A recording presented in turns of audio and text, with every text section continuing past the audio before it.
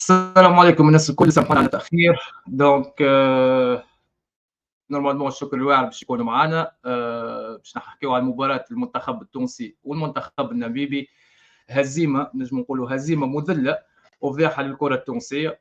دونك باش يكونوا معنا الشكر الواعر باش ما نتوخروش عليكم وسامحونا.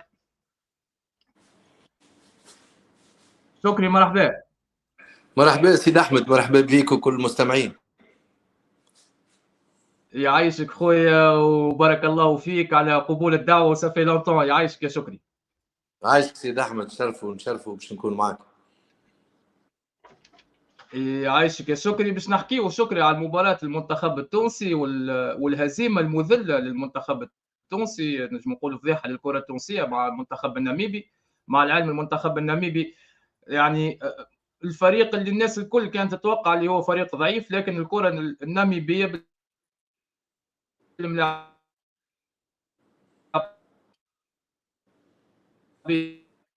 الموجودين يلعبوا في جنوب افريقيا، يلعبوا في بوتسوانا. شفنا الفريق هذايا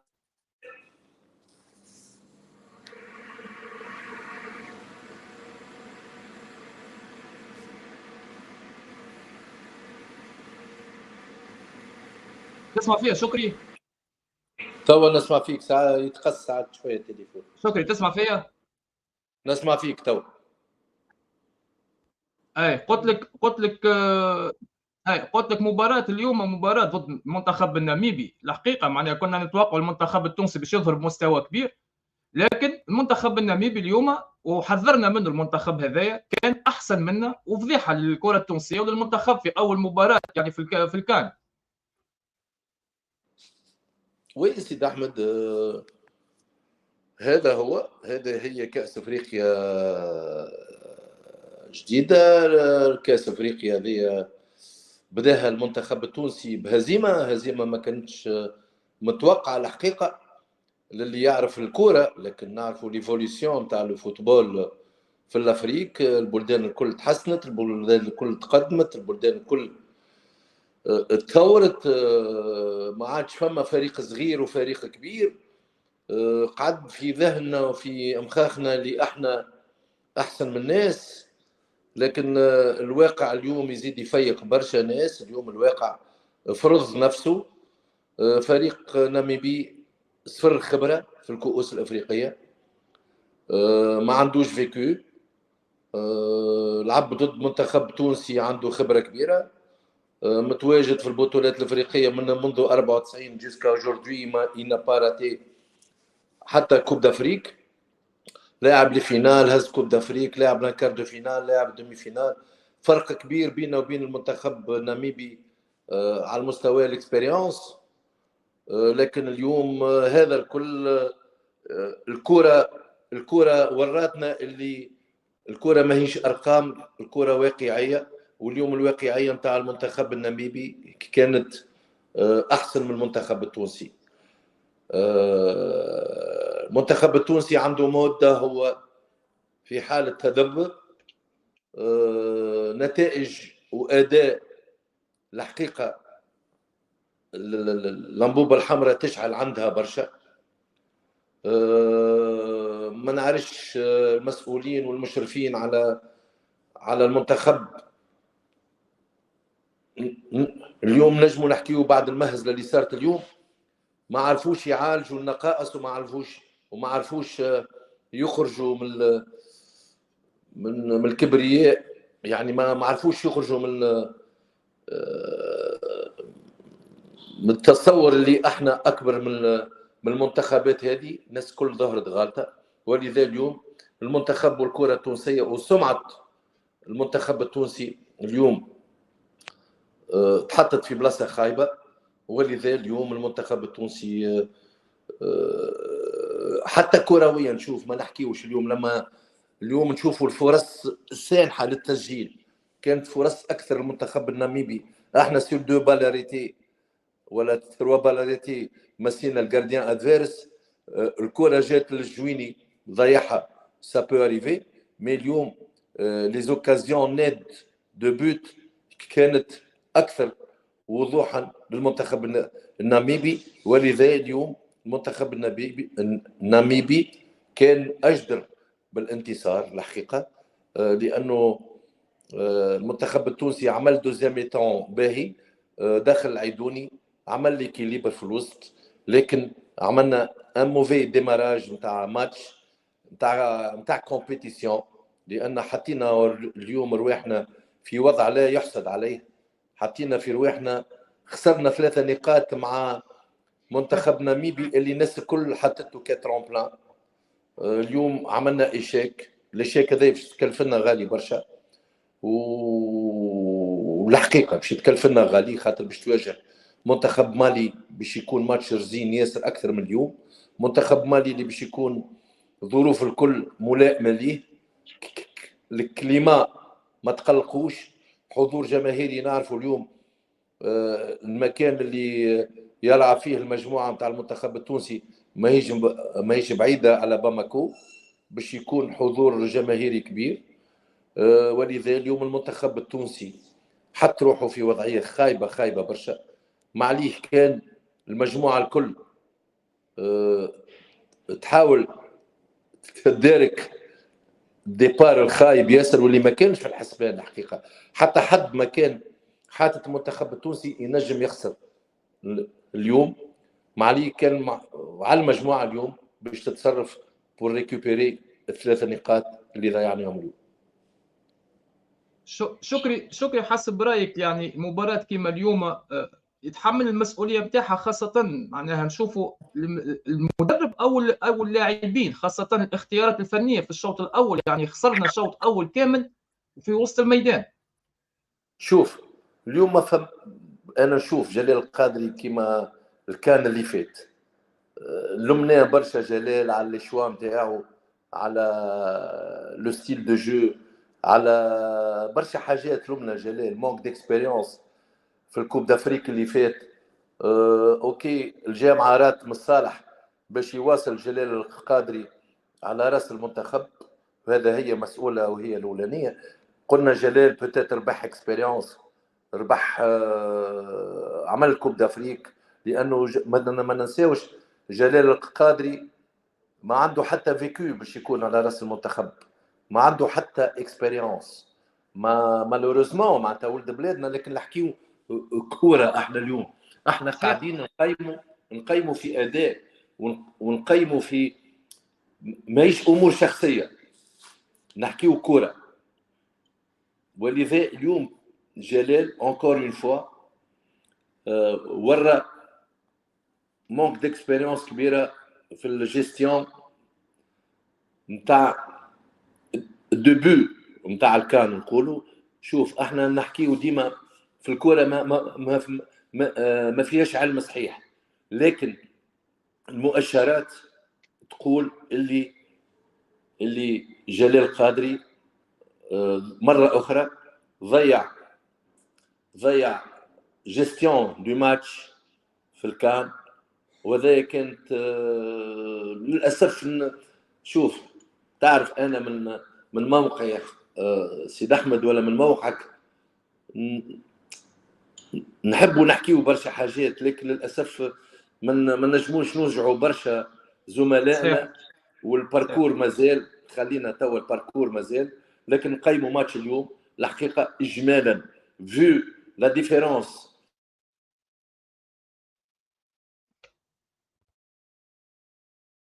اونتر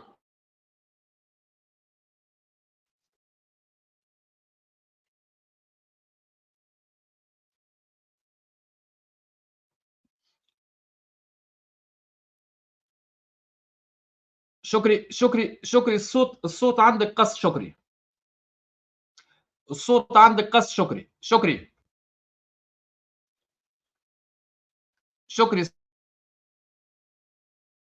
الصوت عندك قص. شكري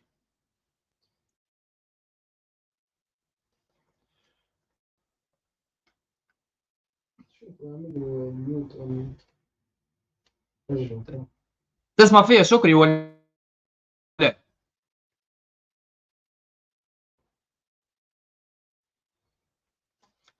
تسمع فيها شكري ولا؟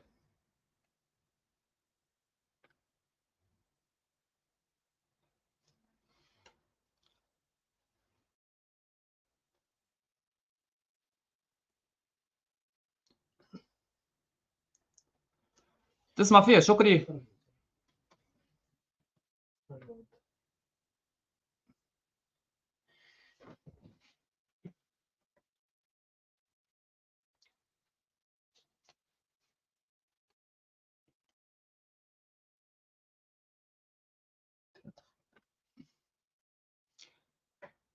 شكري تسمع فيها ولا؟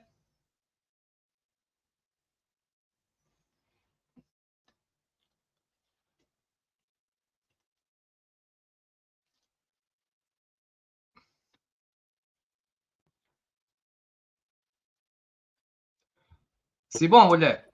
اي نسمع فيك تو سي دحر.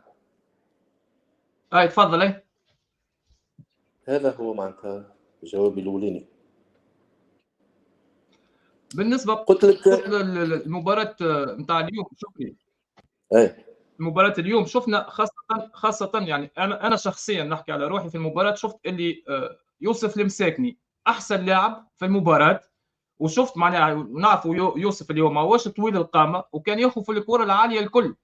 الملاعبية الطوال اليوم تاعنا شفناهم اللي ما خذاو حتى كرة مع المهاجم مثلا نتاع ناميبيا في نفس الوقت. الكرات الثابتة الدفاعية كنا نقطة ضعف كبيرة. شوف سي فري كو يوسف اليوم لعب، ما ننساوش. شوف نقطة قوة يوسف بالنسبة لي أنا سي ان ريجيسور. لو بوست ايديال بور يوسف سي ان ريجيسور. يوسف يتمتع بخسائر فنية كبيرة. جو بونس كو نخسروا يوسف كي يتحط على الكولوار. شفنا اليوم الفيد اللي في الوسط، الوسط الكل ما لقاش على شكون يرتكز باش يلعب لي كولوار. شفنا نقطة القوة متاعنا كسرناها حطيناها على اليسار. يوسف أنا بور موا يلزم يلعب نمرو 10، يلزم يلعب قدام لي بيفو باش ينجم يخدم لك، يكون ان شيف دوركستر باش يلعب لك لي كولوار الكل. لكن لي كولوار الكل اليوم احنا ساعات نقولوا شبيه علي معلول ما مسش برشا كور في المونتي. ساعات نقولوا شبيك شريده ما خدمش برشا لوفونسيف. لكن ما تنجم تخدم لوفونسيف الا افيك ان ريجيسور ولا دي بيفو ريليور اللي هما باش يخدموك على الجناب. اليوم الخدمه هذه الكل كانت مكسره على خاطر لي بيفو نتاعنا اليوم ما قدروش. لكن لعبنا ضد ناميبيا اللي زاد كيف كان يستنى فيك التالي، كان لعب 5-4-1 وبعد يتنقل لك 5-3-2. ولذا اليوم لي كولوار مسكرين. شكون اللي باش يلقى لك اليوم الفرصه في الوسط ومن نقبه يخرج لك كره، والا من بقعه مستحيله يخرج لك كره؟ فما ساق وحيده في المنتخب هو يوسف اليوم حطيناه في الكولوار يسار، كسرنا نقطة القوة بتاع المنتخب. وهذا اللي أثر على علي معلول باش يخدم الكولوار، وهذا اللي أثر على شريدة باش ما يلقاش الكرة الصحاح في البروفوندور. ولذا كان اليوم عبارة واحد نحى يد من جسمه. يوسف مالغري عمره اليوم كان كومباتيف في اللي بال ايريان، كان حاضر في الكرة العالية، لكن خسرناه في الوسط. لكن ما يمنعش اللي زاد يوسف زاد ولو هو الرول نتاعو راجع يتحمل بعض المسؤوليه في الهدف، لانه ما كملش مع الادفيرسير اللي في الكولوار نتاعو.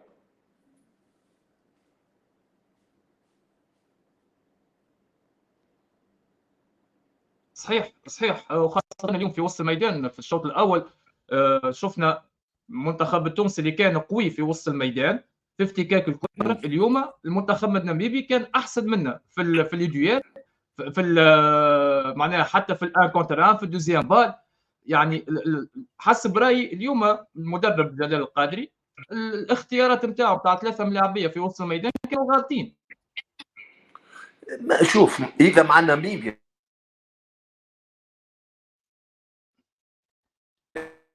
تلعب بك.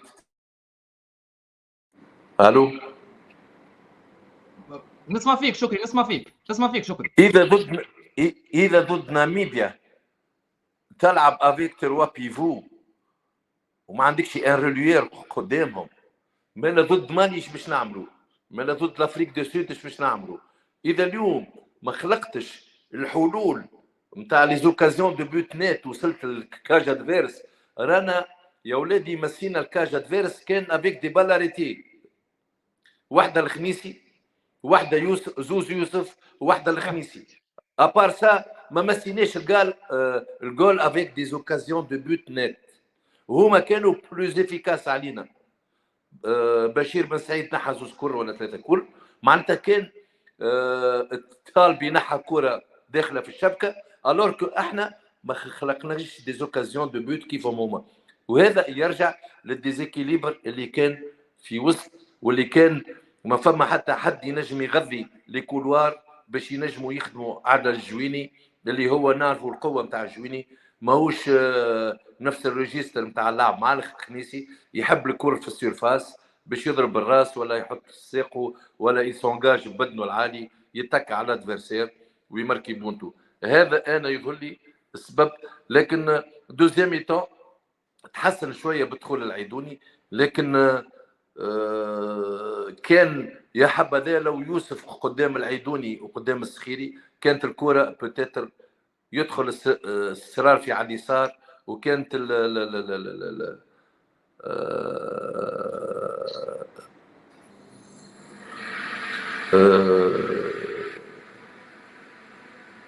يعني كانت بوتيتر الكره تدور خير ونلقاو حلول اكثر. صحيح، كنا نتمناو نشوف المنتخب احسن معناها في المباراه الاولى، المباراه الافتتاحيه. عندنا ضعف اخر شكري هو الرزن نتاع المدافعين نتاعنا. شفنا المنتخب الناميبي خاصه المهاجم الناميبي كل كره في الظهر الملاعب يخرج راس راس معناها، والا حتى هو قصير بارابور الملاعبيه نتاعنا طوال ياخذ في الكرات العاليه. مالوريزمون معناتها اليوم نقطة ضعف أخرى اكتشفناها. لكن اليوم راهو لما نحكيو على طالبي ومرياح، الناس لاعبة مع بعضها، الناس عندها برشا ماتشوات لاعبين مع بعضهم، معناتها ما فماش اليوم اكسكيوز باش نشوفوهم في الحالة هذه. معناتها والحقيقة مفاجأة كبيرة ضعف لاكس سنترال اليوم، مالغري نلعبوا افيك دو بيفو معناتها قدامهم الريدو ديفونسيف اللي يعاون فيهم برشا، معناتها ضد منتخب متوسط الحقيقه، ما نقولوش ميديوكر، لكن ضد ناميبيا يوصلون للكاج بالطريقه هذه. والا المنتخب التونسي نقولوا لا وين نحبوا نصنعوا احنا اللعب نوحلوا، لا وين نحبوا احنا اون دومين نوحلوا. صحيح. لا القوه نتاعنا بوتيتر تبدا ايكيب اقوى منا ناخذوا التالي سور دي كونتر نخلطوا. بوتيتر لو فوتبول هذايا ما يمشيش معنا كي باش وحدنا ضد موريتانيا قبل ما نمشيو هكا ولا. والماتشوات اللي قبلهم الكل صحيح صحيح تعادلنا مع موريتانيا في رادس هكا ولا. ولذا اليوم اسكو المنتخب التونسي كي يصنع هو اللاعب يوحل اليوم معنا مشكله كبيره. اذا عندك انت هذه المشكله تو المشكله مع الناس، ما عادش عندنا الفريق المنتخب التونسي اللي يبدا اذا عندك انت ايفيكتيف ريش كيف هذايا كي ايفولو في الاوروب افيك دو كاليتي جوارات دو كاليتي، معناتها جوارات اللي كي يلعبوا في جمعياتهم اللي يلعبوا في جمعيات محترمين مش كبار اوكي. لكن اذا نوح الان بلاعبيه عندهم اكسبيريونس كيف هذيا معناتها بوان دانتيروغاسيون كبيره. وهذا شي يبين شكري ان الكره الافريقيه تطورت علينا بارابور الكره التونسيه، يعني اللي كنا نحكيو الفرق هذوما كانوا اقل منا الحقيقه، معناها هي سيتان كوميل كامل. هو شوف هي مشكله كبيره، لكن انا اليوم كما نشوف المنتخب ما نعرفش خلينا نعملوا الحساب سيد احمد قداش من ملاعبي في البطوله التونسيه لعب تيتولير اليوم. مرياح الحارس ما نحسبوش، فما كان البرديه بن سعيد ومرياح مرياح وزوين يتخلى من بعد. لكن اليوم احنا المنتخب نتاعنا التونسي 90% جوارات كي يفوليو اون اوروب، معناتها ما عادش احنا تو كي نقولوا المنتخب ما فيش ملاعبيه من البطوله نتفاهموا هكاك يولي تحليل شامل على الكره التونسيه. لكن اليوم الناس هذوما جايتك من برا، واصرار في سامحني اللي يلعب في النادي الافريقي تو. لكن اليوم ايوه صراحه في القلب. معناتها كي نحكيو اليوم نحكيو على جوارات جايين من الاوروب اللي يلعبوا في جمعيتهم. صحيح. شكري باش ما نطولش عليك برشا، ومشكور على التدخل نتاعك وعلى الواحد هذا. فما عديد الاخيان عندهم سؤال، هو سؤال فيما يخص الترجي الرياضي التونسي، وجهه نظر نتاعك فيما يخص الترجي مع المدرب الجديد والفكر الجديد في الترجي مع المدرب الاجنبي البرتغالي في المستقبل يعني. والله شوف، الناس الكل تنادي بمدرب اجنبي في الترجي، ولو جاء مدرب اجنبي، لكن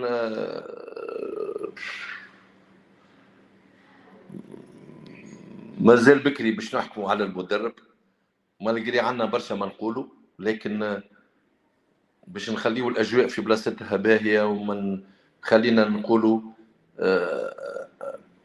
نستناو ما يسالش نستناو، ما نجموش نتكلموا قبل وقته، لعل ينجح، ونتمناو نجاحه مع الترجي.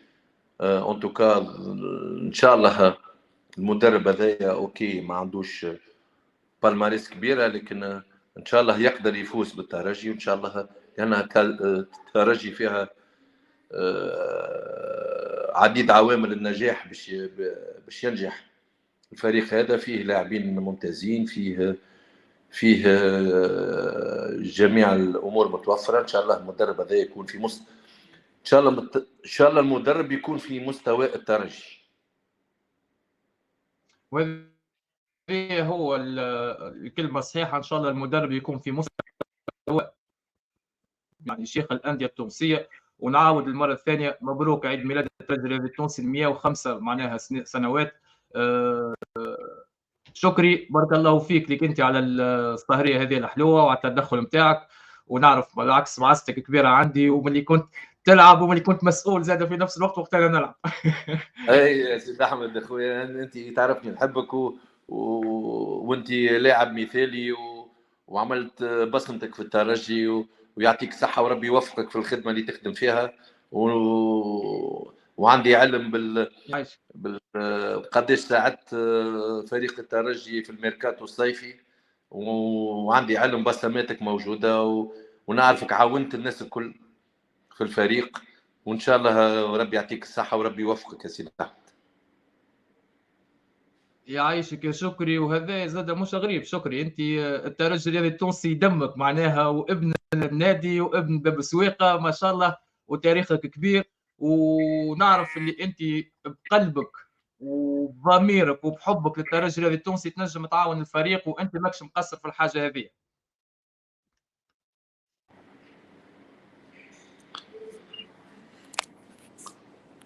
سيد احمد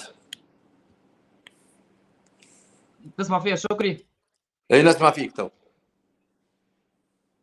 قلت لك انت زاد شكري بارك الله فيك، وانت ابن الترجي الرياضي التونسي يعني، وتربيت في الحديقه وتعرف الفريق وقاعد تعاون في الفريق معناها من بعيد ومن القريب، وهذا مش غريب عليك شكري. وان شاء الله نشوفوا شكري الواعر في الحديقه عن قريب ان شاء الله. ان شاء الله ان توكا، ان شاء الله الترجي كل عام حي بخير السنه 105، وان شاء الله الترجي يواصل في اشعاعه وفي نجاحاته، وان شاء الله الترجي ديما بخير وتونس ديما بخير يا رب.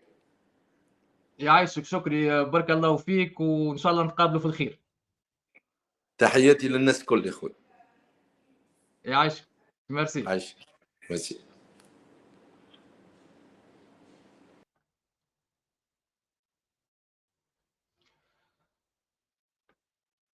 دونك بارك الله فيكم. دونك ان شاء الله نجم نقولوا السهريه هذه الحلوه معناها كانت خفيفه، وشكري وضح عديد النقاط فيما يخص المنتخب التونسي، كنا خفاف ظل عليكم. شكري تربطني به علاقه محترمه برشا، وصديق معناها قريب وصديق عزيز.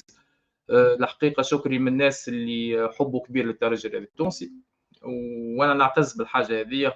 لعبت معه كلاعب وشد معناتها خدمت معه هو مسؤول في الترجي وانا كلاعب، ونعتز بالصداقه نتاعو. بارك الله فيكم الاخوين الكل. المنتخب التونسي لازمنا مباراة الجاية مباراة صعيبة، لازمنا نفيقوا على رواحنا. فضيحة للكرة التونسية خاصة في أول مباراة، نجم نقولوا مباراة كارثية. المنتخب الناميبي هذا ما نجموش نقولوا اللي هو منتخب ضعيف، شفنا المستوى نتاعو وشنو هو قدم، خاصة بعد الندوة الصحفية نتاع المدرب نتاعهم كان واضح وكانت عنده ثقة كبيرة على الملاعبية نتاعو. الراجل معناها متاكد من الفريق نتاعو ودعم الكلام نتاعو على الميدان.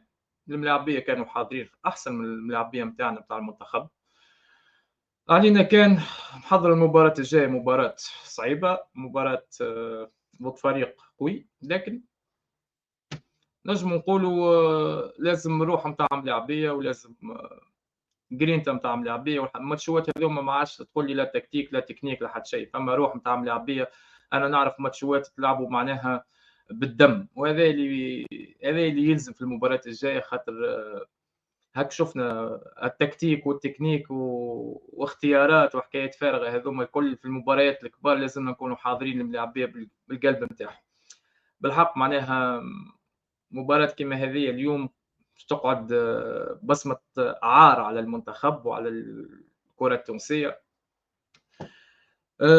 ان شاء الله ان شاء الله ان شاء الله المباراه الجايه نجموا ننتصروا. وبارك الله فيكم الناس الكل على المتابعه نتاعكم وعلى التفاعل نتاعكم. نخليكم الناس الكل تمشيوا نتفرجوا على المباراه نتاع جنوب افريقيا ومالي.